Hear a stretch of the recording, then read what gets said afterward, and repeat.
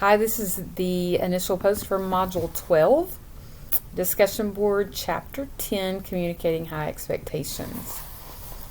The words self-fulfilling prophecy were the first words that came to my mind when I read Chapter 10. The expectations of teachers can leave a lasting impact on students, so treating a student as if they are capable when questioning and designing projects allows a student to think that they are capable. But when students are not expected to know the answers to thought-provoking questions, it leaves them feeling empty and incapable. And you end up finding out that students do what we thought that they could do. Self-fulfilling prophecy. Element 41, demonstrating value and respect for reluctant learners. When teachers are in a line with this element, they have high expectations for students, and they continually make their expectations known to the students. The teachers need to be aware of their actual expectations and constantly considering and thinking about how they are holding everyone accountable for those expectations. This is to ensure that they're not lowering their expectations without thinking about it for just a select group of kids. Element 42 involves asking in-depth questions of our reluctant learners. And teachers have to learn their students and find ways that they can encourage the reluctant learners to participate in discussions and answer questions with confidence. And that doesn't happen overnight.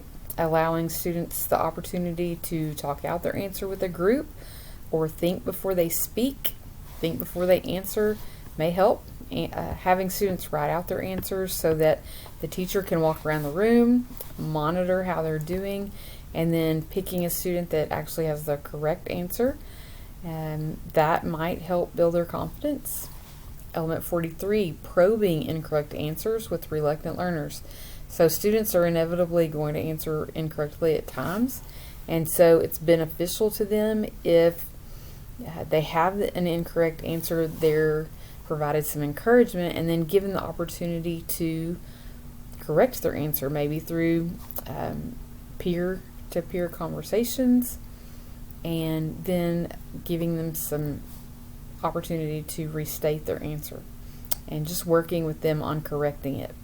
Together, these elements hold all students accountable for learning, and the door is open to getting help from others and encouragement along the way. But it does involve planning and reflection. Teachers have to be aware and self-reflect so that they can continually improve and hold students to high expectations, especially those that they may not think that they've dropped or lowered the expectations for.